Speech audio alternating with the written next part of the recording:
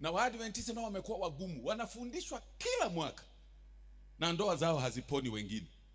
Ndoa changa, ndoa kongwe, wasio na ndoa, vijana wanafundishwa kila mwaka, fanya hivi, fanya hivi. Wako vile vile, oa kwa wakati, usizeeke ndipo kaoa, oa. Na wako hivyo hivyo, wamekomaa, wanatazama hivi hivi tu.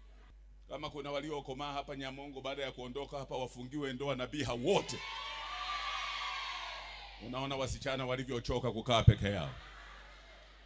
Mnakaa mnatuletea mchezo hapa.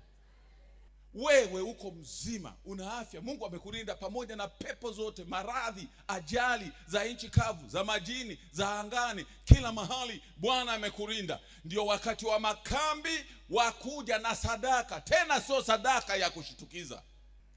Mahali fulani watu wamechukua makambi yakawa uzembe. Nimekutana mtu mmoja kwenye mji mmoja, ananiambia, "Pasa, nimebarikiwa mwaka huu." "Umebarikiwaje?" "Nimehudhuria makambi 6.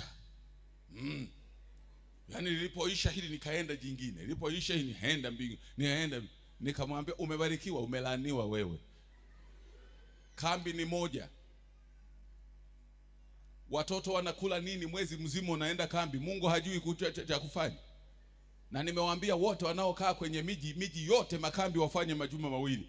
Mitaa kadhaa juma hili, mitaa inayofuata juma jingine, ili hao wanaofuatilia makambi kwenda kula maparachichi kwenye makambi waende kazini. Sema amen. Njoo na moyo uliopondeka kwenye makambi, njoo na moyo wa shukurani.